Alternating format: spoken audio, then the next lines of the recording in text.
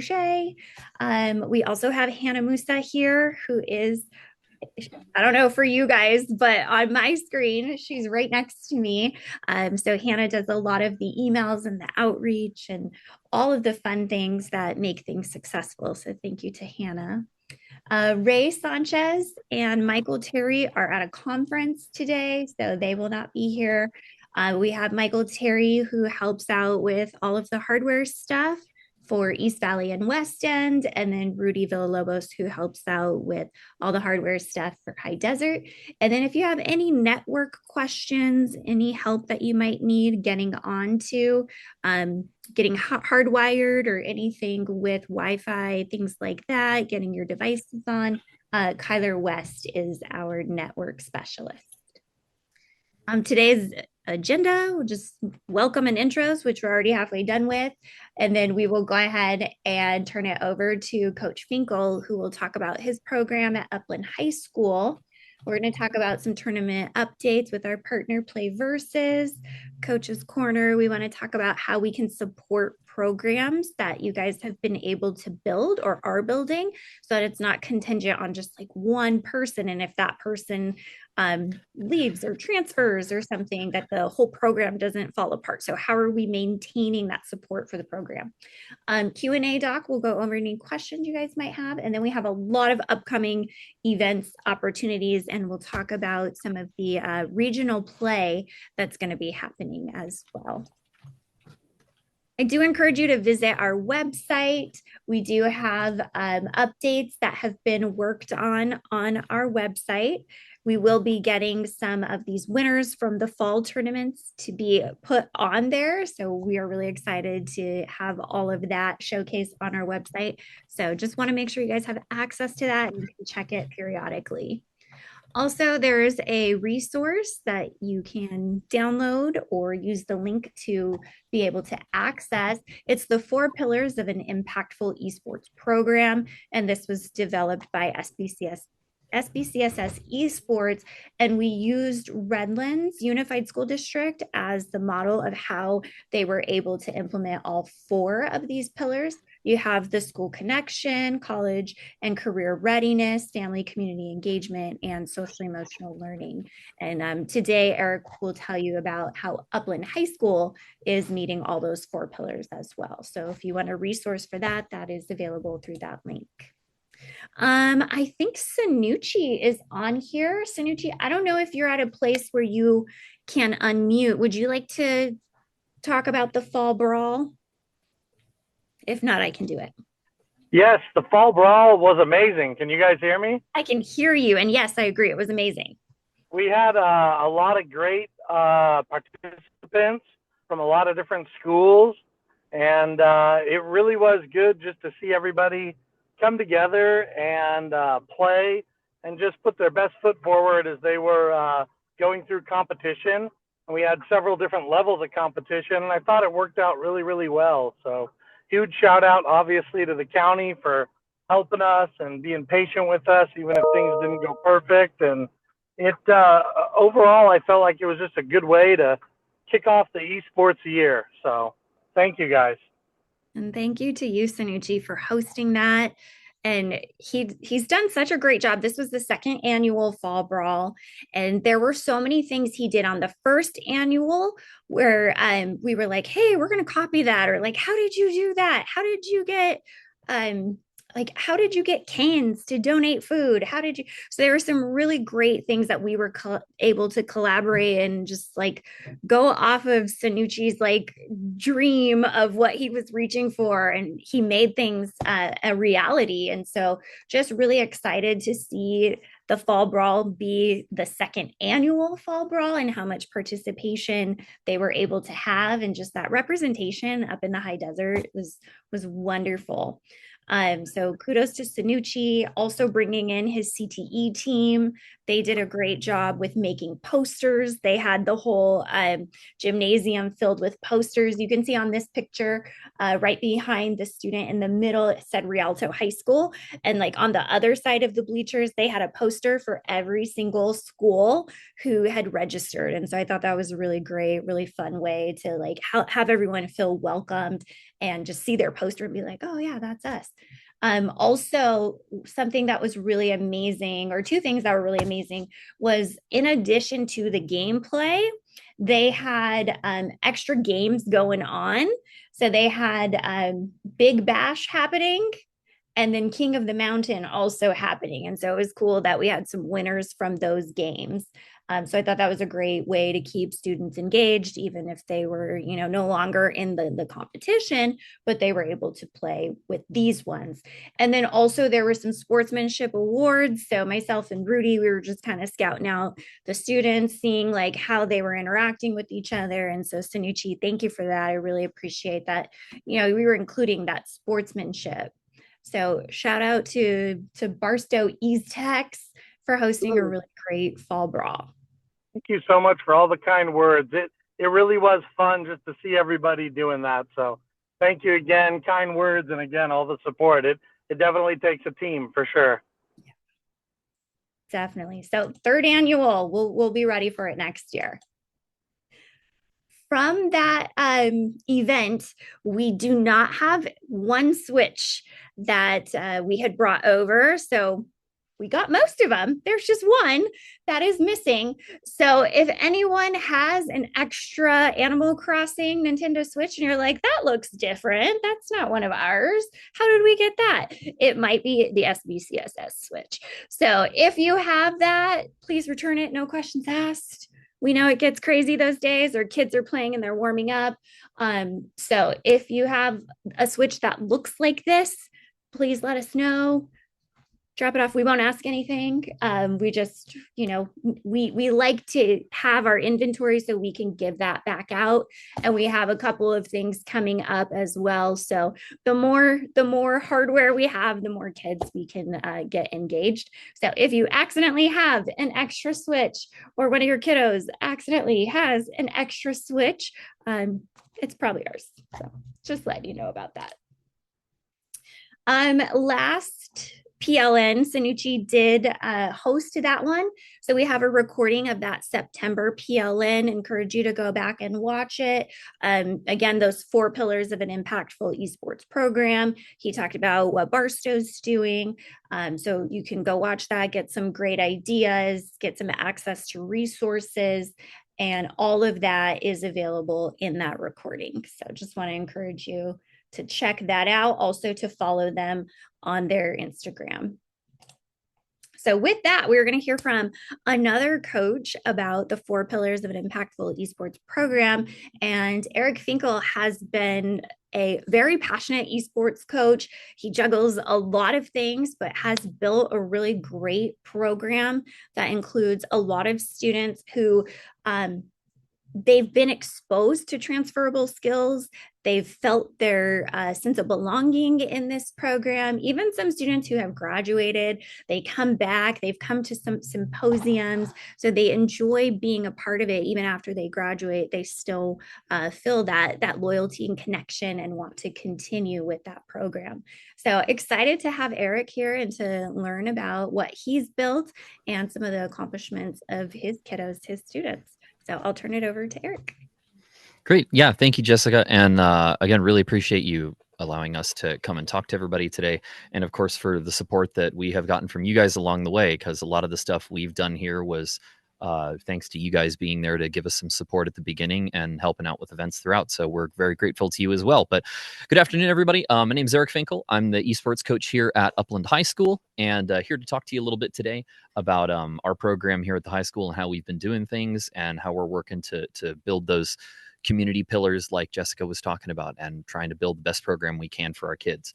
So the first slide that I have here for you is what we call our esports creed. And this is what we read off at the beginning of every one of our 6 periods, our athletics class, where we have the students in there so that they have their dedicated practice time during the school day. And this is kind of our reminder about building a positive team culture and doing things to make sure that students are not just being good players, but are also being good people. And so those are kind of the tenets that we try to follow there. And then some of the other programs that we've been using here at the high school, we of course are competing through Play Versus since we're participating in the San Bernardino County brackets for Super Smash Brothers, and we've also been using it for the NASEF and CIF brackets. And then we have the Valor training platform as well, the Valor Esports website connected with them, which has been a great asset for us, which we're going to be talking about both of those a little bit later here. I am going to do a quick plug here as well for this Sunday over at Cal Poly Pomona is the 2025 Bronco Brawl, formerly known as Frag Fest.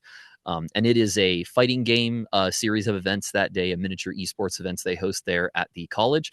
There are some high-ranked pro players who will be there for the event for some of the games, so it's a pretty cool thing, and we've got more information on that in the event section later today as well. So looking forward to talking about that.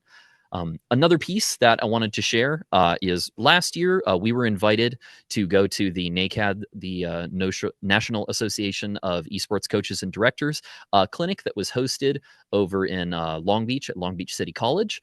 And there was a really excellent program they had there. The discussions that they had, I think, were really meaningful for both first-time coaches and those like myself who've been doing it for a few years now. And I wanted to kind of mention that now, if you had not seen the emails from them, that along with that 1 year membership that was given to everybody who attended that conference, they now have available the level 1 NACAD coaching certification that can be completed online through their website. And if you already have a membership from that event, which was free, the coaching certification is also free. So I just completed mine last week. And wanted to encourage other people to do that as well. It's something that we can do that is, good for us in the future.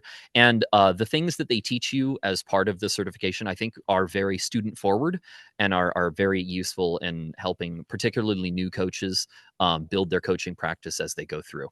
So I wanted to make sure I included that in there. And then at the bottom, I've attached a link to the thing on the website.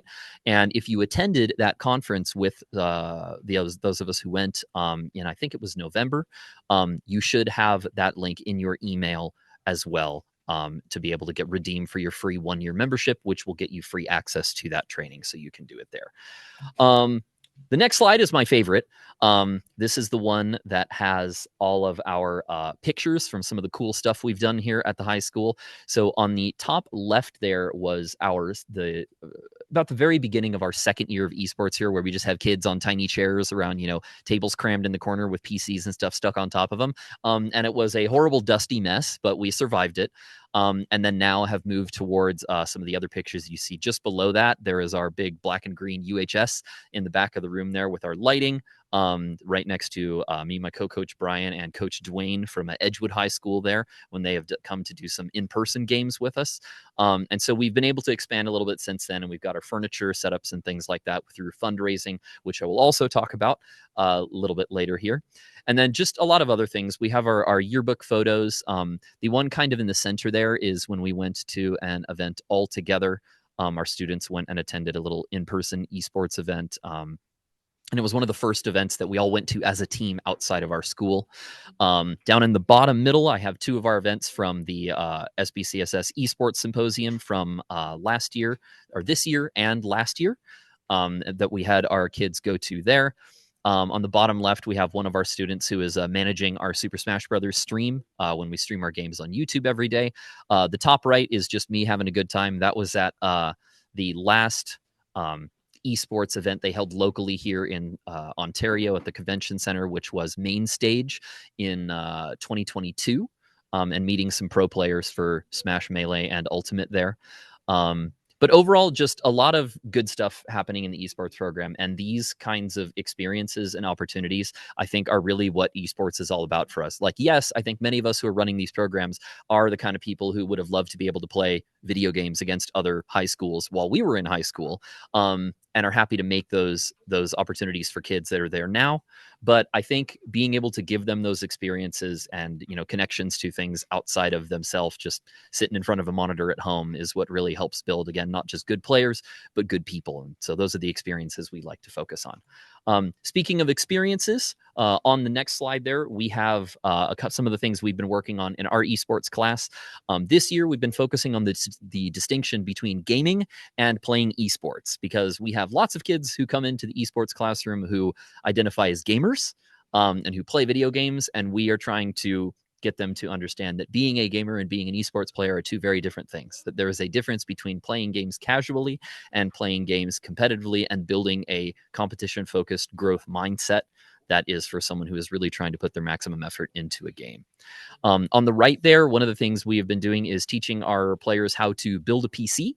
So that is a PC unit that we fully assembled together inside the classroom from the ground up. The only thing that's missing, those of you who actually know will be, is the CPU cooler, because those are kind of a pain to get to. We have that on a separate motherboard that we keep outside of a tower, so it's not so much of a pain, but they still get to see how it works and how to install it. And then on the bottom left is our OBS setup for when we have students running our streams on YouTube. This year, we're really focusing on teaching more students how to stream, so that's a skill they can take with them either into later years here at the high school or moving into college or into their own endeavors in the future, trying to build that connection between things they do here at the high school and building skills that are career or college or just otherwise future forward, and trying to build those for them. So I said I was going to talk about fundraising, and we have a couple of things we've been doing to raise money here. On the top is pictures of, I was making homemade chamoy candy this year and the last couple of years to sell on the campus for fundraising. And we use those to raise a good bit of money for our program. This year, I think we've made about $500 from sales on those. And then underneath is a group called eTeam Sponsor, which if your school has not heard of, they are an online email and text message fundraising platform. And they use that to essentially, your students at the beginning collect email addresses from contacts that they have.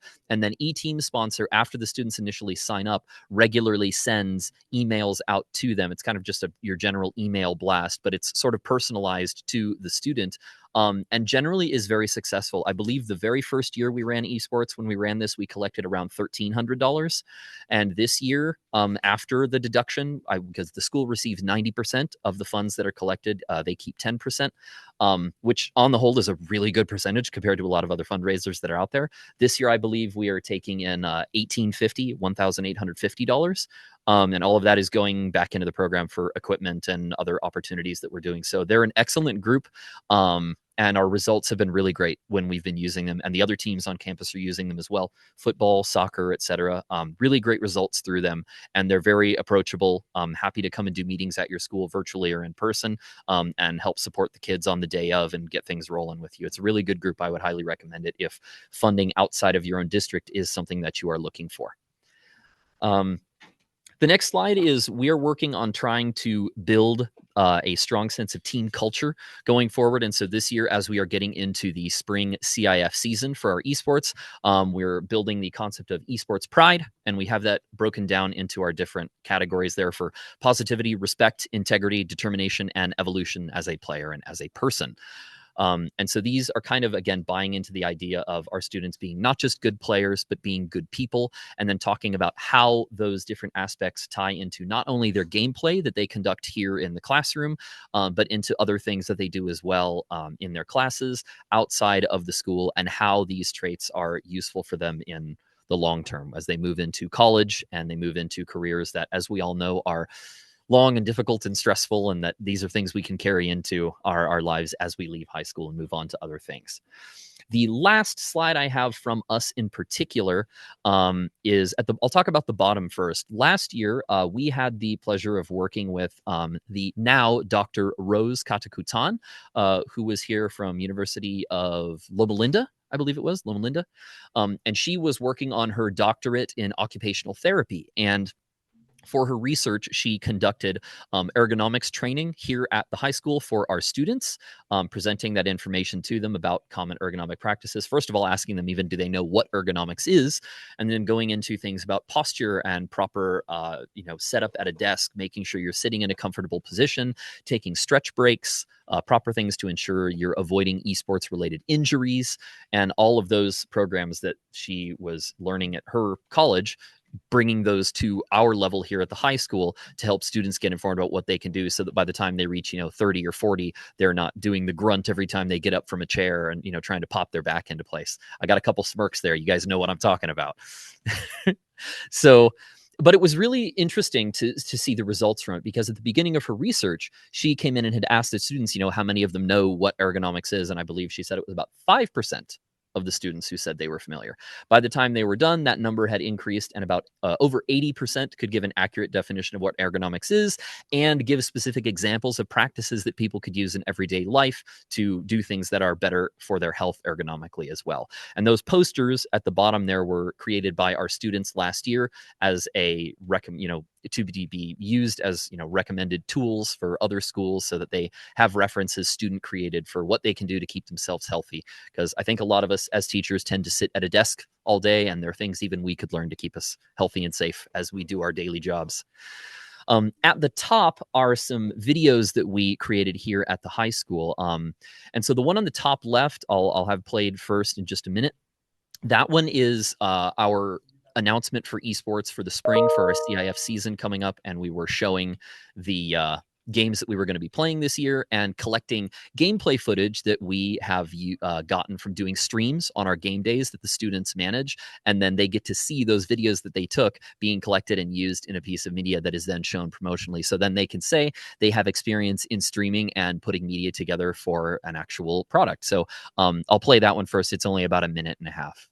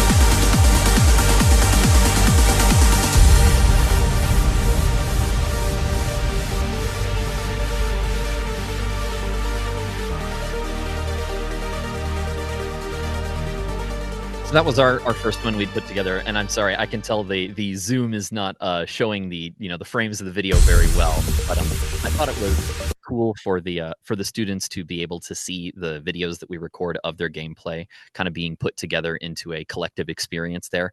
And then the one on the right is not as frame dependent. It's more about what is being said than the number of frames that's there. But this was a cumulative video we made at the end of our last school year, and the whole video is about 15 minutes. We're not going to play the whole video. We're just going to play a section that's about another minute and a half. And it's students who were in our program last year who have since graduated, talking about the experiences they've had here and how they felt it's been impactful on them from a career and college standpoint, as well as from another staff member here on campus who had something to say as well. So we'll play that one also.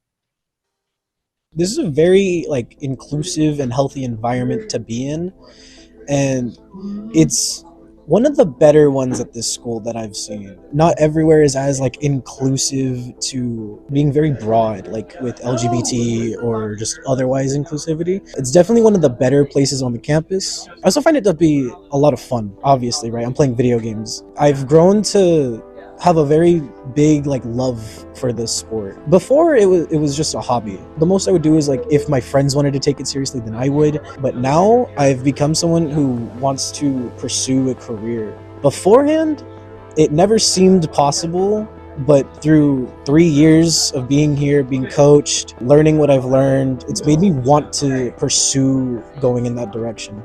But being in esports has made me want to pursue computer science a lot more ever since we did our little segment on coding. Triangle calculator, make our own game, solve this problem. It made me realize I want to do more with that. I wish I knew that they had a comp sci class here. If they presented comp sci and esports more, I feel like it would do like wonders. Esports is important to the school because, I'm going to go back to before esports was here with my daughter. She had some problems in school, was pretty much disengaged, and was just going through the motions until she found her place. To see the kids that I would say were historically withdrawn, not engaged, did not have pride or identity in the school, and came to school and went away. But now with esports, they have a place, they have an identity, they have pride, and you can just see the difference. They have a reason to come to school and want to come to school.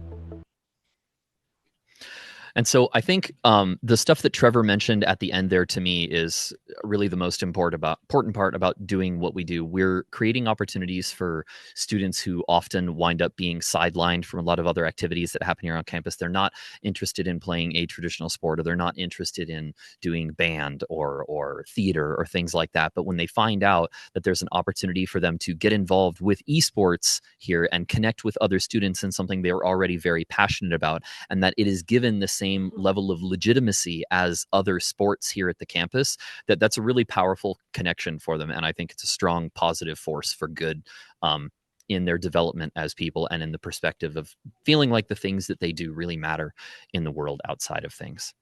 So that's really all I've got to say about our programming here at the high school. I appreciate you guys listening to me blab and brag a little bit. We do have some other information here coming up from the Play Versus side of things. Unfortunately, Josh wasn't able to make it with us today, so I've been enlisted to go through some of the material there.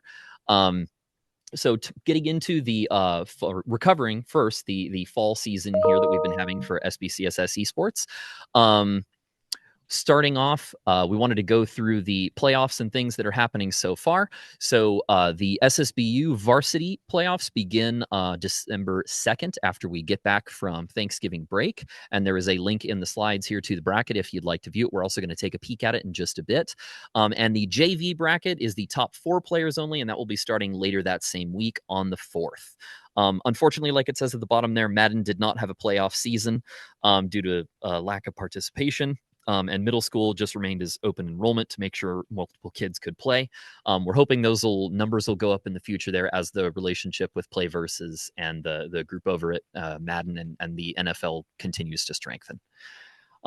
Continuing on there, we do have a shout out there so far. We have our team standings there with Chaffey Highs, Chaffey Madden 1 team with a 7-0 absolute dominating record.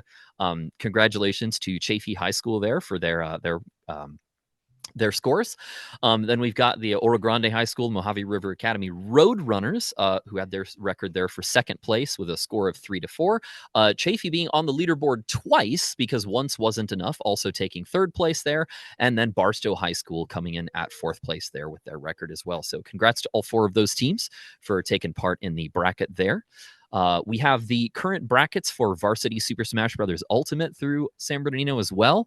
We have the top 8 schools there. The Seed 1 team, again, Mojave River Academy's Oro Grande High School Roadrunners there, taking first seed for the playoffs. Matched up with Seed 8 there, Los Osos High School Grizzlies coming in for their setup. And then we have seeds 4 and 5, a single school death match in the first round from Rialto High School, Varsity 1 and 2. That'll be interesting, but tragic. You hate to see it.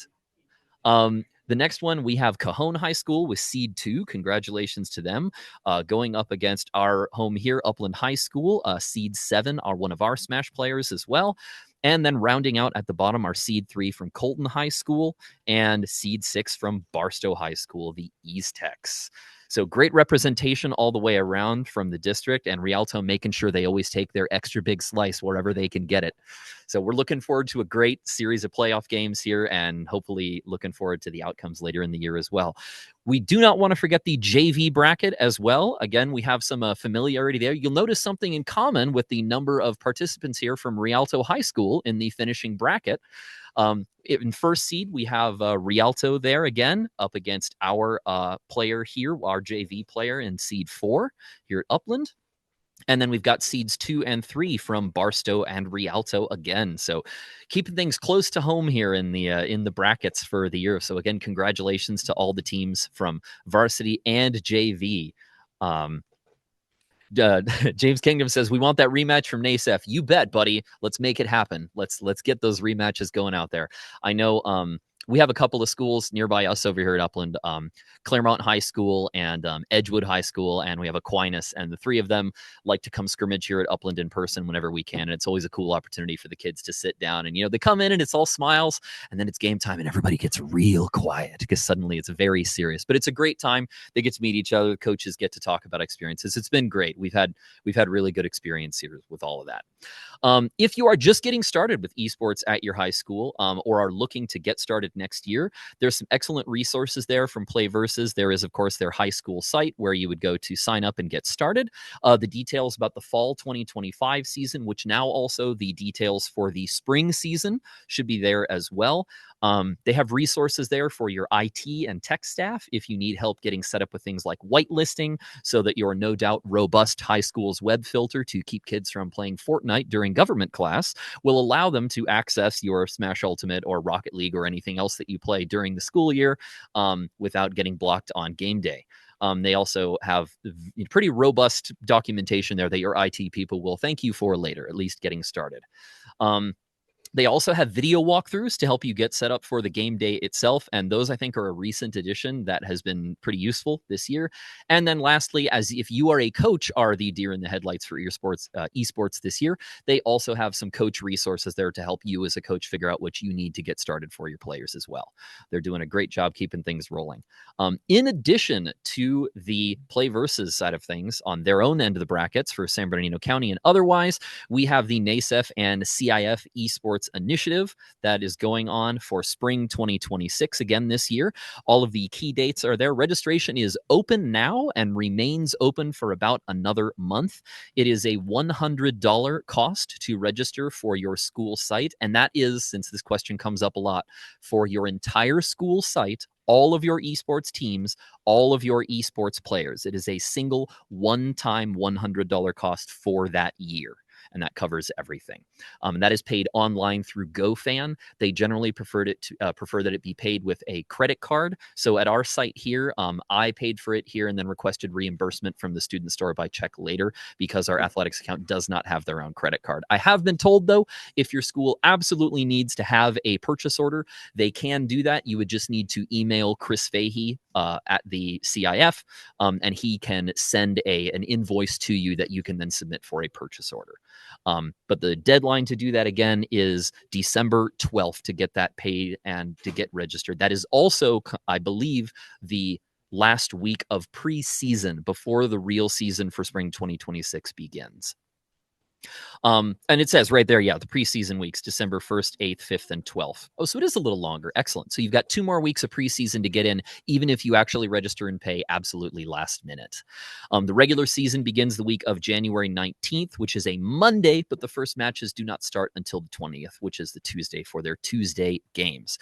Regular season matches end on March 20th with break weeks of March 23rd and 30th. Then the playoffs brackets are released shortly after that, with the playoffs taking place in early April and the in-person CIF finals happening once again this year.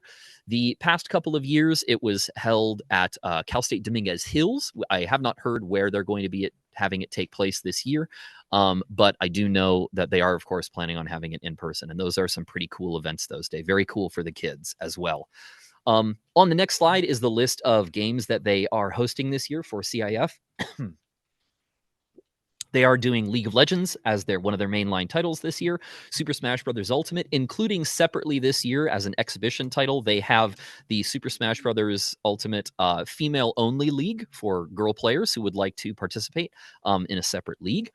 They have Rocket League, the 3v3s format, NBA 2K25, Mario Kart 8 Deluxe, Madden NFL 26, which is an exhibition title this year. It does not have an in-person grand finals competition, just exhibition. And Marvel Rivals, which is also an exhibition title this year, with some character limitations that are in place. They have discussed as well for the games for this year that potentially next year League of Legends may be shifting from a mainline title to an exhibition title due to decreases in enrollment, but that Mario Kart 8 Deluxe may also be moving up officially to a mainline title, as well as potentially Marvel Rivals next year, if enrollment in those continues to grow. On the next slide, so here again is that payment information. This is directly from the NASEF website, and if you are looking to register, all you can either use the links that are here or directly just Google search CIF 2026 payment esports or whatever, and it will bring that information up to you. And again, it is a $100 cost, and that covers that information for the entire semester. This is an important note, though. If you wish to compete in esports for this year, right there next to the yellow arrow, there is a mandatory meeting that a representative or a coach from your coach or another designated representative from your school must attend if you wish to compete this year. The last meeting is December 15th from 4 o'clock to 5 p.m. and there is a link there to register. If you are not able to attend those meetings, they will not allow you to compete this season. So if it is your first season doing CIF, or if you have not had a chance to attend one of those meetings yet, that is your last opportunity. So please make sure that you are able to get that done as soon as possible. And then right here from this same website is where you see there is the link to pay for the CIF Esports Initiative through GoFan, and has a complete registration checklist, including the season schedule and all of that other information, as well as a link to the NASEF CIF Discord server, which is there as well. I'm going to temporarily turn it over to Jessica here to discuss the middle school competitions. While I get a little water, my throat's given out here. I'll just take a few minutes and I'll come right back. You're doing amazing. That's a tough act to follow. Okay, so for middle school, we're trying to get that participation. What happened this year is that we ended up absorbing our middle school kiddos who signed up into our JV because we didn't have enough competition to make it through a whole season and keep them engaged, because they would just be playing the same kids over and over again. So we're really trying to get our middle schools to participate more in our league. So if you're a high school and you know of like feeder schools, it would be really beneficial if the kiddos start in middle school. So that way, when they come to you in high school, they've already been part of esports and they have some of that experience. So if you have any like inkling of a middle school that you think should participate or that we should reach out to, please let us know, because we're really trying to get the middle schools to engage. So from our middle schools, we do have some of our top, and I think we are doing 4 for our playoffs. I'm not seeing that. Sorry, these slides were from Josh. But we do have participation from Mojave River Academy, who is taking first place and second place. E Academy from Redlands Unified School District, and the Eagles are in third place. Then we have Mojave River again with 4th, 5th, and 6th, and the E Academy Eagles at 7th place. So thank you, Patrick, for your kiddos participating, and thank you, E Academy. It is great to have the middle school kids have that sense of connection. Patrick, do you know, have you gotten any information about playoffs for your kids, or are they just playing with JV? I haven't received any other information on that for the middle school. So I'll clarify with Josh and see if we're doing a separate middle school playoff or if we're just, having it all with JV. But thanks for having your kids participate. I just want to remind you guys that PlayVersus does own Gaming Concept. So if you are in the market for some curriculum, school districts start looking at their budgets in early January. So if you are wanting some curriculum for next school year, this might be the time for you to get on a meeting with Josh and start discussing what price would look like and what it might look like to be able to include that in your club, class, or esports program. And here is a list of some of the courses that are offered. So that way, if you're bringing this to your administrator, if you are proposing this, here's some of the things that you can say that this is talking to, and how that works with like those 4 pillars of an impactful esports program as well, to let them know that your kids are learning transferable skills. It's not just, more screen time. If you click, there's also standards and more information to show how it has that academic connection. Eric, if you're good, I'm going to pass Valor over to you since you've been using this for a minute. Yes. Some insight. Yeah, happy to discuss that one. So yeah, one of the other things that is offered connected to PlayVersus is the Valor Esports training platform online there. And we have been using it this year, as well as we were able to pilot it last year and have had a really great experience with it. And I'm not just out here like trying to sell it because they've told me to. Speaking realistically, we've gotten a lot of value out of the lessons that they provide, particularly for our newer students who have been coming in. It helps them build terminology and familiarity with some of the base level skills of the game very quickly, and also include some extra coursework in there for things such as ergonomic health, hydration breaks, getting enough sleep, those kinds of things, along with skills for various different games. As of now, I believe they have training in Super Smash Bros. Ultimate, Mario Kart 8 Deluxe, Marvel Rivals, Valorant, Rocket League, and I think there's a couple others they're planning to add more soon as well. And they are very, very receptive to feedback. They do have a Discord server, and there's been a couple times where we've noticed a small error in a question or things like that. We bring it up, and it is responded to and fixed within an hour. They are extremely responsive on getting those things on track and making sure all of their stuff is accurate and up to date. The other nice side of this is that if you are fairly new to esports yourself, or if you are not familiar with some of the games that your students are playing, there is information for you, the coach, on there as well. And while you are learning, your students can also be learning, even if you are not the one giving them the first bit of experience with it. So it's a great platform. And they are generally a little bit flexible when it comes to pricing for the platform as well, to try and meet needs of your school. If you've got a tight budget, they were willing to work with us a little bit this year to help us out. So if it's something that you are interested in, I would strongly encourage you to reach out to them, look into the platform, and give it a shot. And then lastly there, for the PlayVersus, they just have a couple more resources. Again, there are guides there for new coaches for high school or middle school. They have the tutorial videos. You can use the links there to book a meeting with either Josh or with Michael to get more information about it, and they can give you the whole detail on how registration for the platform works. Again, the benefit of PlayVersus is that it is a free-to-play platform. It does not require an enrollment fee in order to compete in those games. And so that really opens up the access, whereas previously they were not in that way. The other webinar links there are for the NASEF and CIF, and for the gaming concepts, as well as their websites there at the bottom. Okay, thank you, Eric. We're going to move into getting some information from the room. We did talk about earlier, I said we're going to look at Coach's Corner, so our 4 corners. We've talked about in previous PLNs some of your guys' advice and some of the best practices that you found for starting your esports program, for building your esports program, for expanding it. And now we want to look at how do we support an esports program to endure and continue. So if the esports program is contingent on one person, it's not going to be able to kind of survive, I guess, if that person is no longer working that program, or if they get transferred or something happens. So just trying to get some ideas from everybody about how we might be able to support programs to ensure their survival. So we started out with having some documentation, so maybe some how-to guides.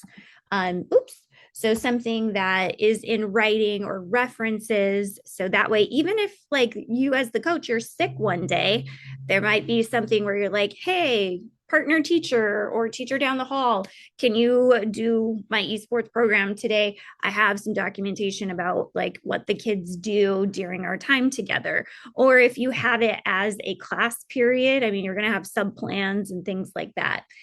So something in writing of what you do, what your goals are, what your vision is. Eric shared with us like the mantra of the pride, how the students are going to evolve. I like that last one into, good people. So what is it that we're striving for? What is it that your program is doing? And the goal of it, so that way it's not just, okay, our kids come in, they sit on on the hardware and they play for an hour or whatever. So have some documentation. Mentoring, so somebody else, another teacher who might be like, hey, I can't stay after school all the time, like I don't really, I'm not trying to do, did I lose you guys? Nope, I'm still there. Okay, good. I'm not trying to do what you do, but I'm interested. So maybe you could start mentoring someone, and then maybe you guys can trade off, or you can support the team, because now you might be able to do Tuesdays and Thursdays with Super Smash, and they might be able to do Mondays and Wednesdays with Marvel Rivals. So maybe like mentoring another teacher to help you out. And then student leadership, like having kids do some of the things. And we've seen from Sanucci and Eric from the last two PLNs how the kids have been involved. The kids have been making content. They've been doing the shoutcasting. They've been doing some of the media side of things. So having student leaders. But I want to hear anything else about maybe how you guys are supporting the program. So if you are not there, it can continue. So anything else to add to the list? I have something to add. Yes, please do. So one of the things that I started to do was trying to actually get, I haven't been successful yet, but trying to get my school to issue me an email that's attached to the school that's specifically for esports, so that all accounts can be linked, right? For games that we purchase, things like that can be linked to that email. So if something were to happen to me or I were to move on, that someone has access to those accounts, and those accounts aren't just lost with all the hundreds of dollars of games that potentially might be linked to those accounts. So that's one thing that I've been doing to kind of like, get them prepared for a program that eventually doesn't have me. Also, just keeping a log of everything, all the usernames, all the passwords, all the MAC addresses, serial numbers, like all that data for all of the devices we have. So again, if I'm not around or I move on, all that stuff isn't lost, because I could see that being a problem in the future if nobody knows how to get into the accounts or something like that. And then you could be, say you're in admin now, and they're still going to be calling you to be like, Patrick, where do we find that blah, blah, blah. Or like, oh no, our subscription, it just fell through. And how do we renew? So they would still be coming to you if you didn't have that written down. I really like both of those suggestions. Those are very practical, very logical, and much needed. Brianna said in the chat, my goal is to create a club charter for esports so that it's a club on campus. This way I can get paid a bit for it and gain interest on campus. I also regularly try to do shout outs for my team on campus to gain recognition. My esports team players wear their jerseys on game days as well. Love that. I know, Brianna, I had been talking to one of your players and he thought it was just like super amazing. I think it was Jesse, that they get that shout out over the intercom. And it's like, wow, everyone's hearing about our accomplishments and what we're doing. Did you want to speak to any of those points? Yeah, so I try to do that during club or like teacher meetings, as well as like I have the email for when they do PA announcements. I have like I know where to do it, so I draft emails to recognize my students when they're getting far. Like for example, like two or three of my teams are in playoffs right now. So I have that as well, and also attaching their thing, advertising for gaming club, because I run gaming club as well. So it's kind of like a segue into esports. The more they see people play, they see people involved, the gaming club kids end up getting involved in my esports. So that's how I get more interest, because sometimes advertising isn't the best, and right now, like ASB won't let us like hang up flyers anywhere anymore. So it's kind of really hard to do advertising unless we have the PA announcements. We also I found out how to do messages on the marquee, which is like the big screen outside. Yeah. And then like talk to the ASB people and get what's it called, all the links to their social media. So when we do end up having some sort of like victory or we're in playoffs, I could shout it on in there. I have like my gaming club also runs our esports like what's it called? The social media. Mhm. So just keep trying to get them recognized and see our accomplishments. You guys sent us like big banners, and I have it across my wall on in my classroom. And so they're like, "What? You guys want something?" And so they could see that. And so anyone who comes to my room, they could see that along my wall with all the PCs. So I'm like, "Yeah, we do this."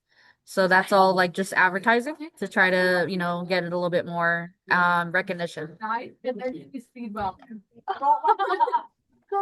yeah, they really enjoy seeing themselves be recognized, and they have really improved on their social skills as well. So I show it as like we're building up skills for other, careers too, if you like.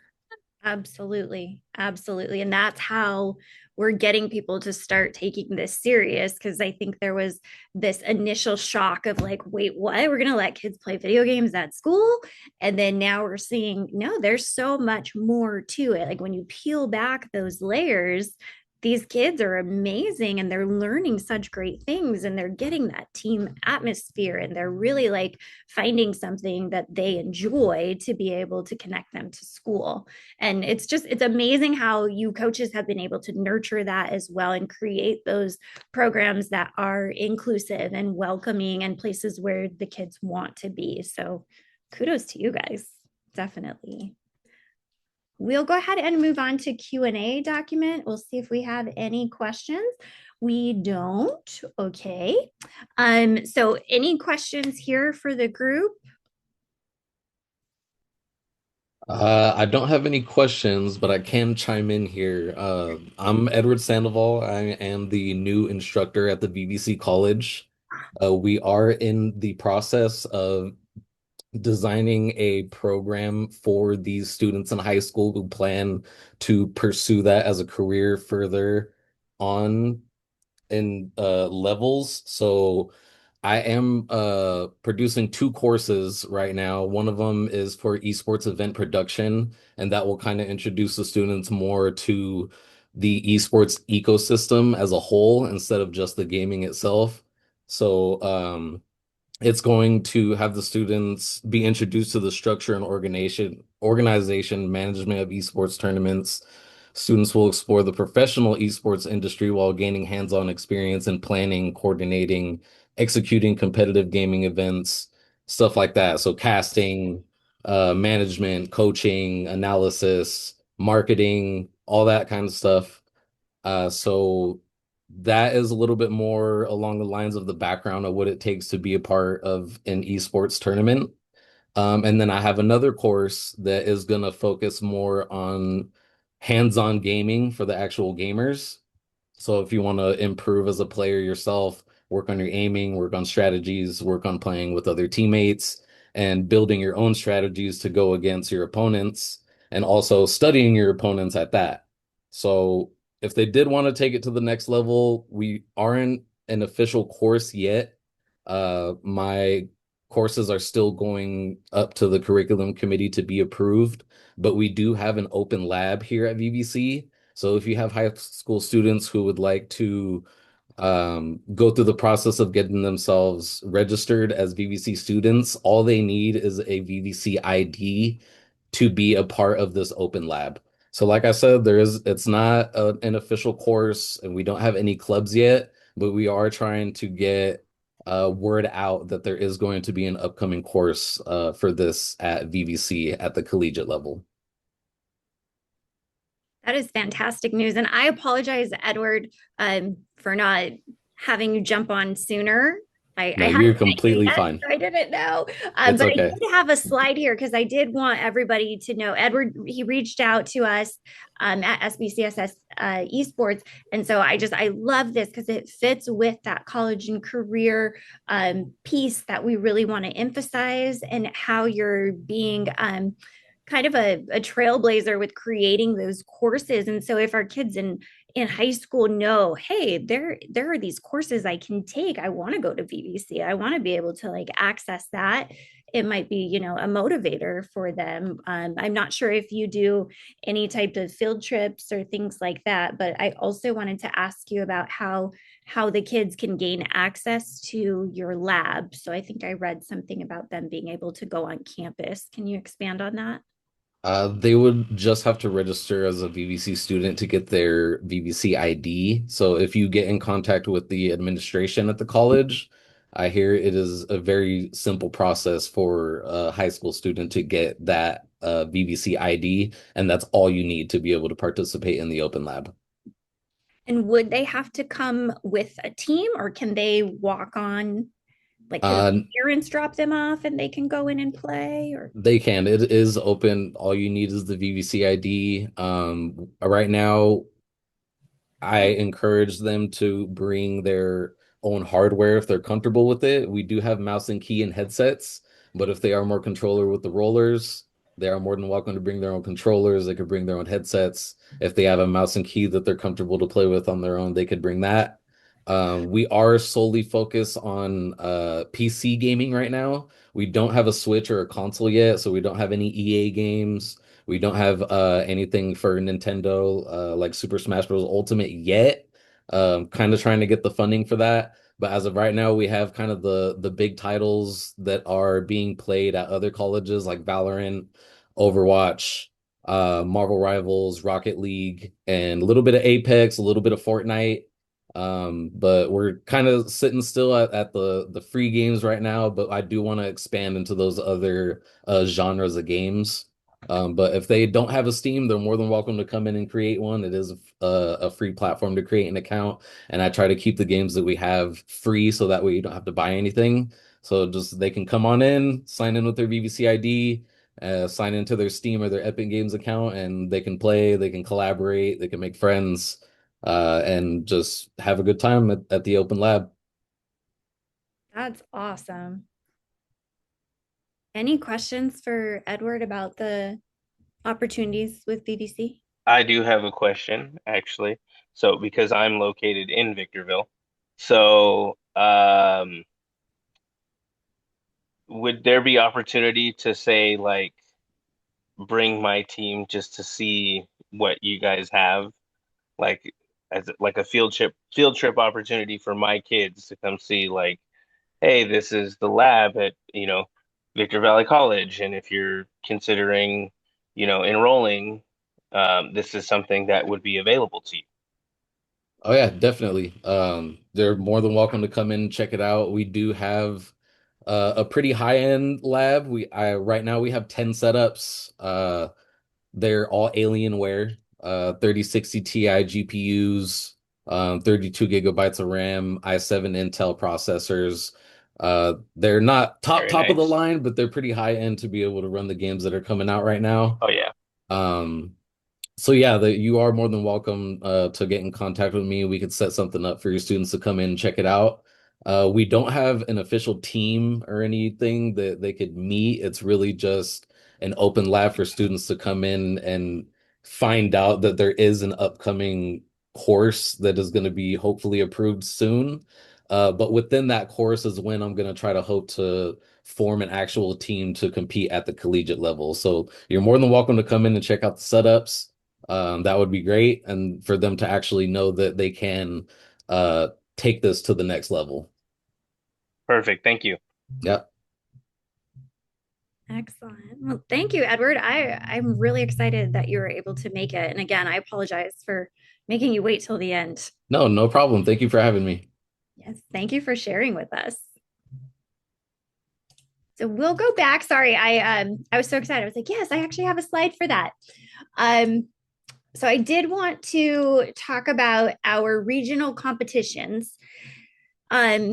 At the end of the year, we have the big symposium and it's open to everybody. And that is getting really popular, and we're getting a lot of momentum with that. And so, a way that we are trying to get the kids to be able to have more opportunities to compete is by sectioning off the county into regions. And so we followed the model that other departments within SBCSS follow. We have East Valley, West End, and High Desert. And so I just followed the model that other departments use. And so we sectioned it into the 3 regions.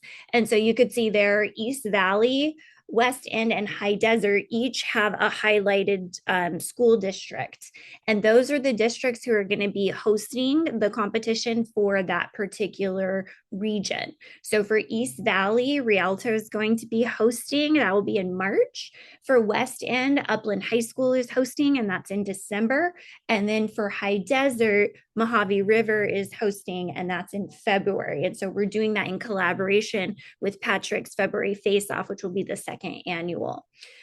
So if your school is in any of those buckets, that's your region.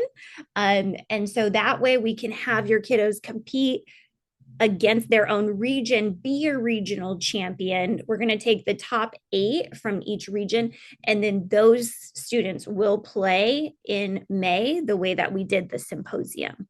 So we will have 24 students playing and competing to be the high school SBCSS champion from the regional top 8s from each region.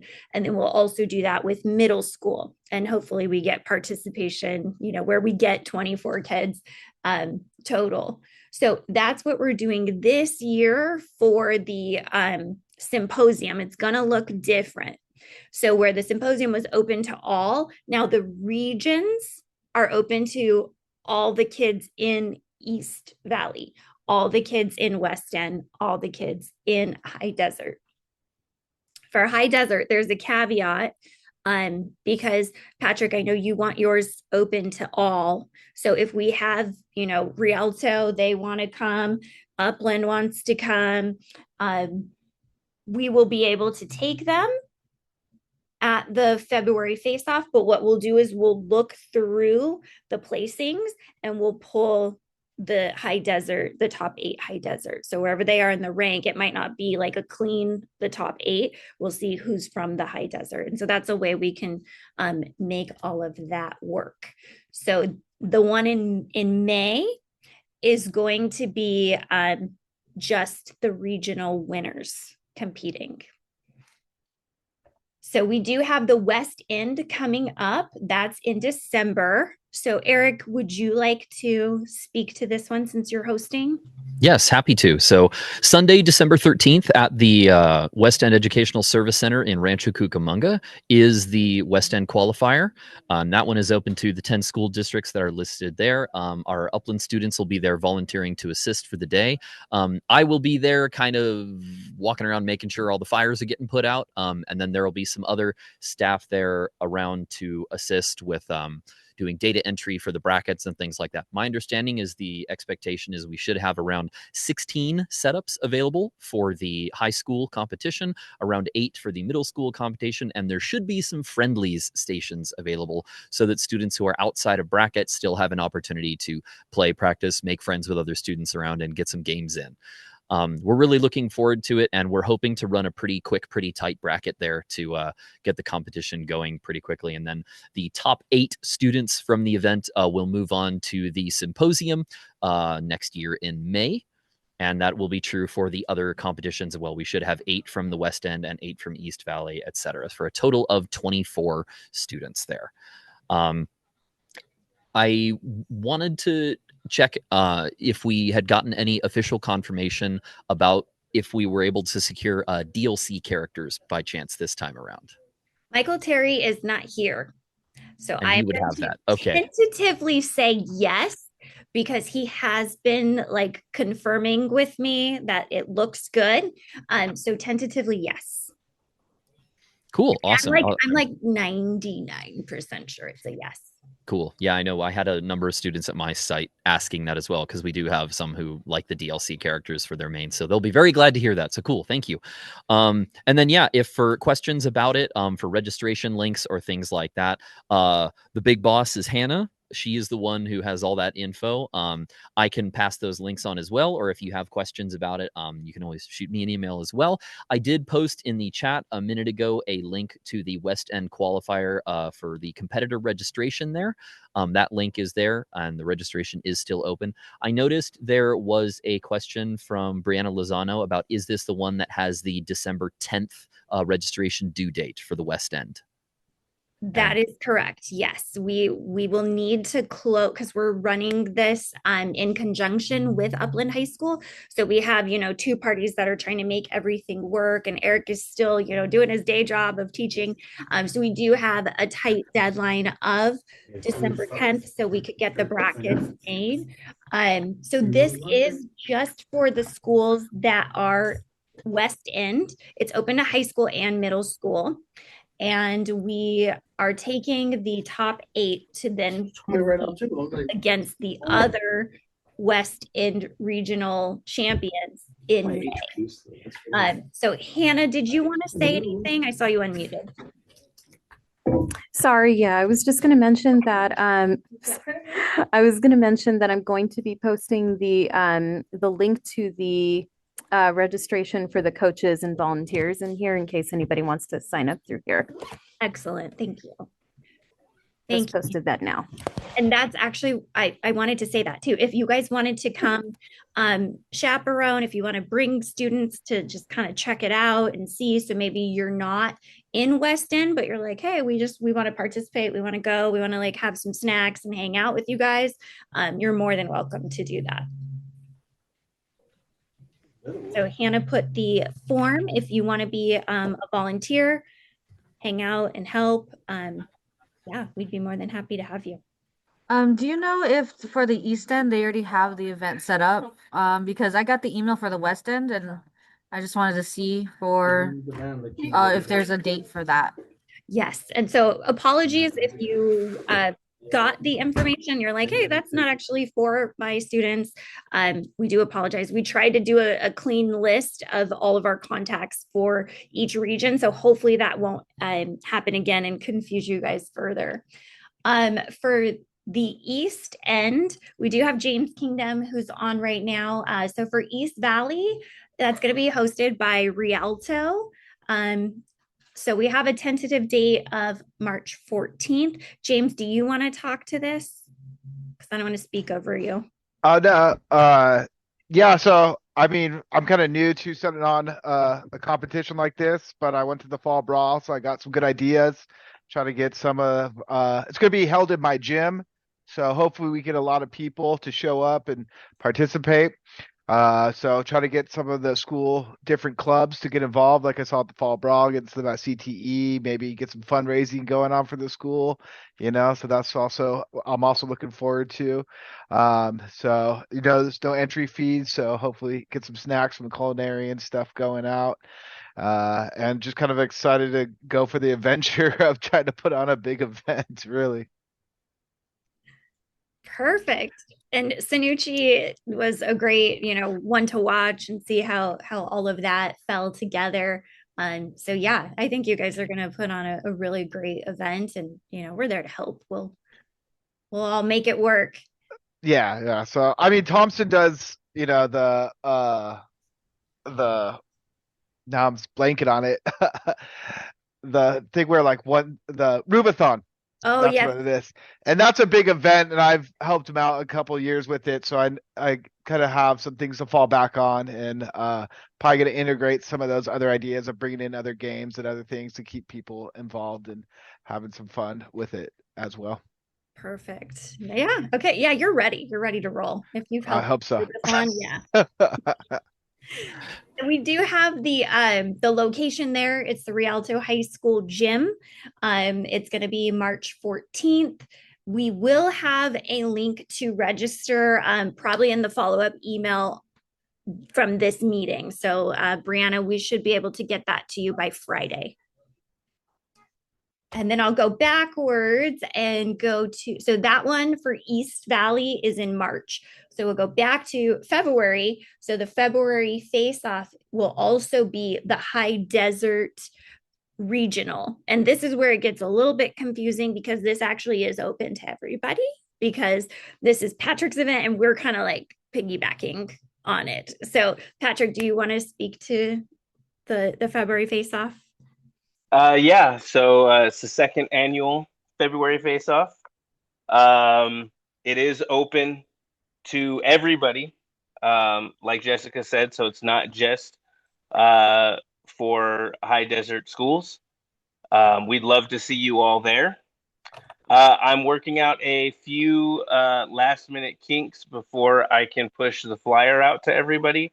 I will make sure that I get that to Jessica and to everybody else whose email I collected from the Fall Brawl to make sure that you guys get that. That way, if you're not part of the High Desert, you can still register through my link so you can still come and compete for all the glory and all the attention. Love it. All the glory. Yes. That motivates me. Well, thank you, Patrick. And thank you very much for letting us collaborate with you on this event. Really appreciate it. And would be great, Edward, open invitation if VVC wants to bring a table or booth and, hang out and let our kids know what you guys have available. So those are the regional competitions. We'll send out the links for each of those very soon.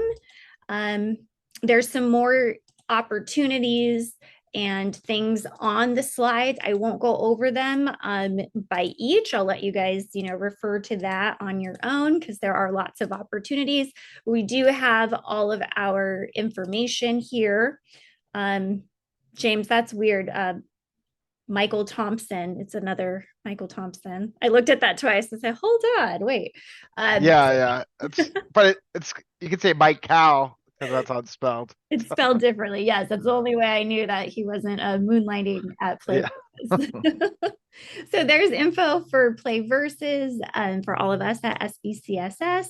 And then you have the contacts for the regional people who are hosting events. Brock, I see your hand. Go ahead. Hey, yes. Hi. So I'm a little bit confused on the symposium and the different dates because when I look on the slide for the SBCSS Esports PLN 25-26, I'm not sure what number slide that is, but it says the annual symposium is March 11th. But then everything else is talking about the regional players play in May. So am I just confused? I'm just kind of like, I'm not sure.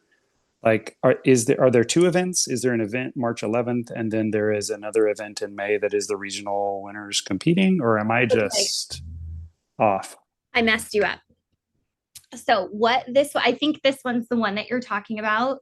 Yeah, that's the one. March 11th right here. So these are supposed to be topics that we talk about.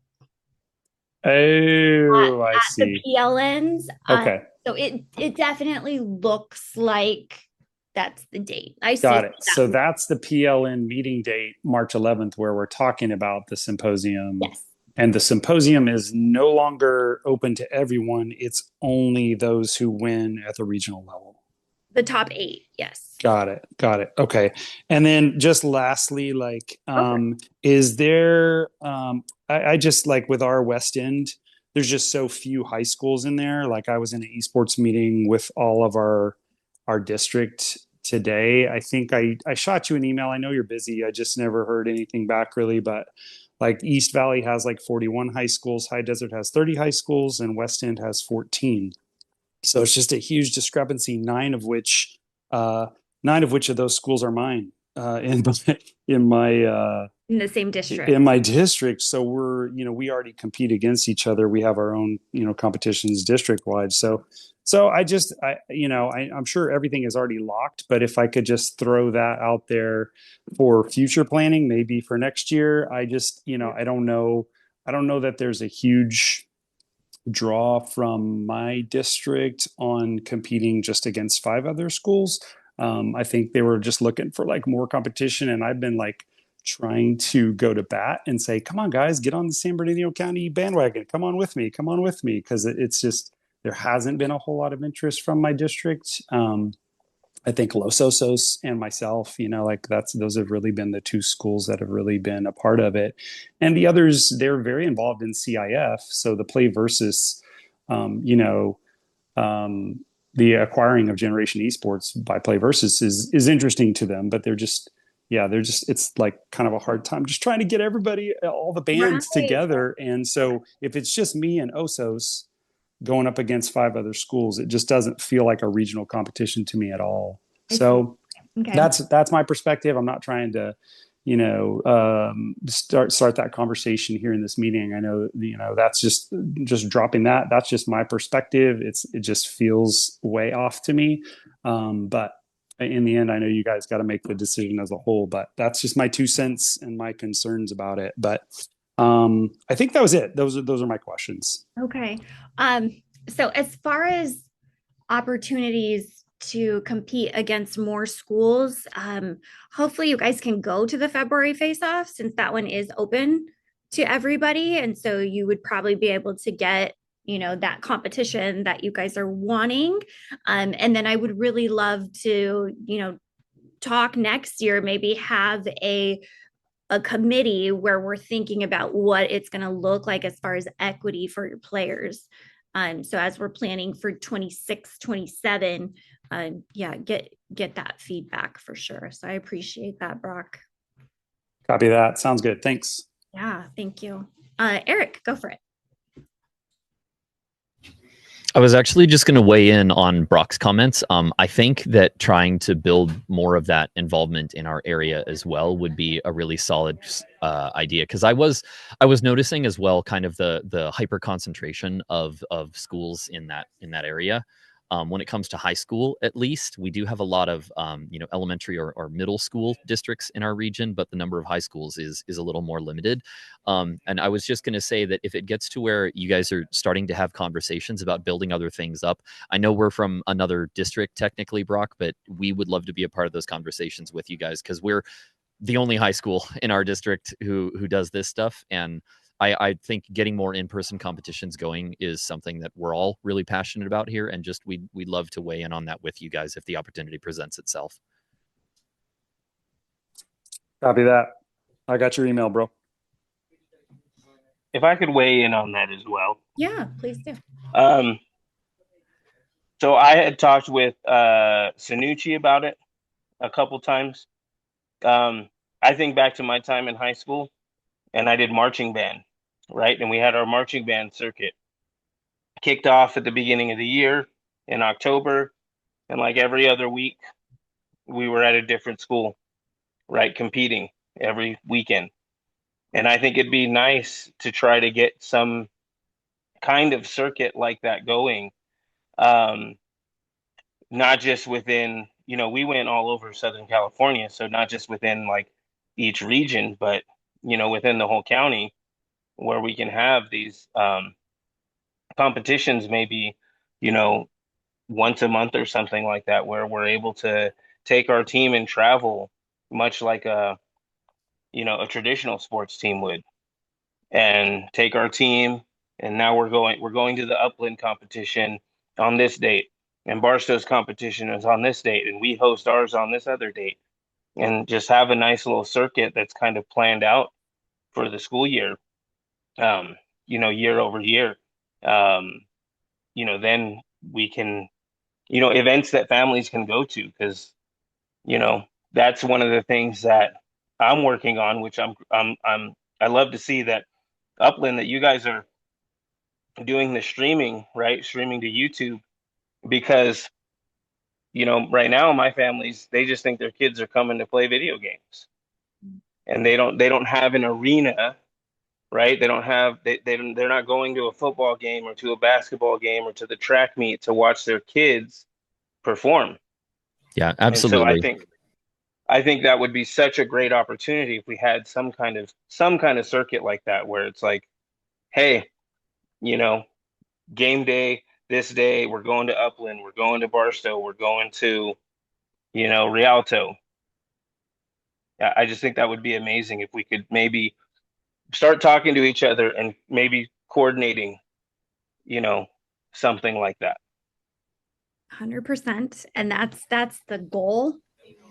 Um, we're trying to get there, like by having Rialto host and having Upland host, having you guys host. So we're slowly showing admin like it's doable. We can do this. Some of the things that are happening is like the transportation, being able to have teams participate. There's some new things going on with vans and who can drive and things like that. So there's some obstacles to overcome where it's not as easy as the athletics, because we do have different budgets at some of our districts. They're not recognized as athletics. So we're really trying, we're trying to like inch forward to eventually be able to take that mile and do exactly that. And Yeah, with and sports being recognized by CIF too, like that's a major thing that's able to like build credibility. Go ahead, Eric.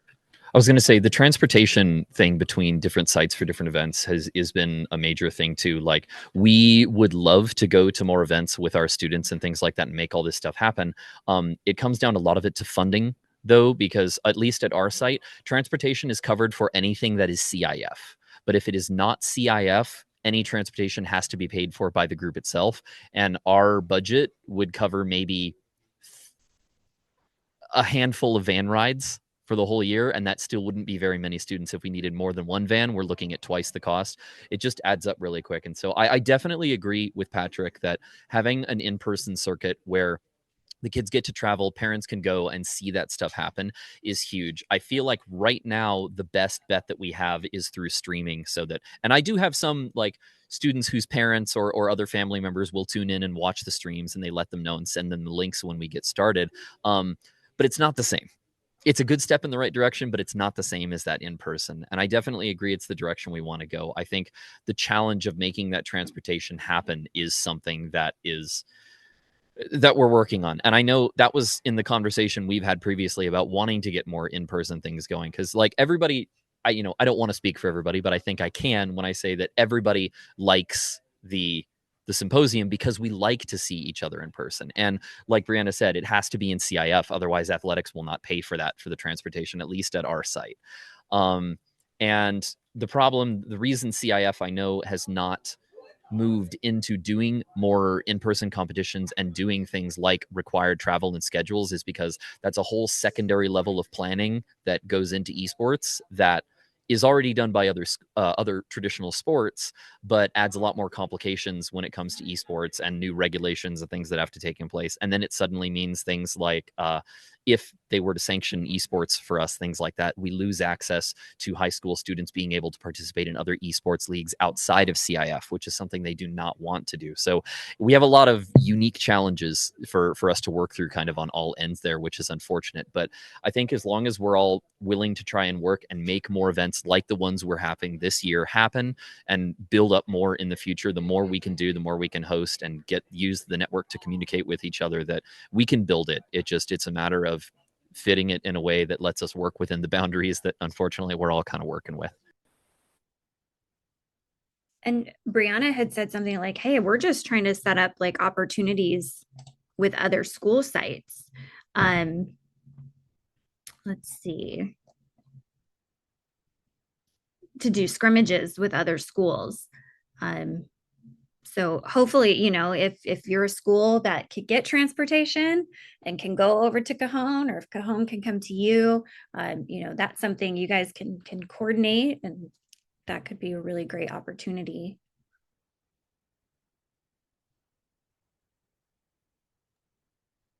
Yeah, I have the opposite issue. Transportation's not really an issue for my school because of the way that we operate. But if we end up doing things, if we end up in the direction where things are CIF, you know, then I wouldn't actually be able to participate in those because I can't get my school into CIF because of our unique situation. Um, and that's something that, I mean, hopefully within the next few years, we have figured out. But there are definitely unique challenges in this, you know, um, this endeavor that we're trying to get through. Mhm. It's such a new avenue, even though esports has been around for years. It's still very new because I think it took a while to open people's minds to it, and now people are like, okay, yeah, we see it. We see the benefits of it. And so now we're still kind of behind in how do we actually set it up to have a nice streamlined schedule of gameplay. So we're still kind of building the plane while we're flying it, so to speak, as well. Wanted to thank everybody for coming in today, for joining in. I know we are way past the meeting end time. Those of you who are still here, you're the dedicated ones. We are really grateful for having you sticking around and having the big conversations about the stuff we're looking for. Thank you, everyone. Thank you, Eric, for hosting. You did phenomenal. Yeah, thank you for having me. I appreciate the opportunity. Oh, it was great. So we will see you guys at the next PLN, which is in January. And everyone have a great Thanksgiving. And if you have that week off, I hope you have a restful and relaxing week off. So thanks, everyone. Thank you for all you do. Bye.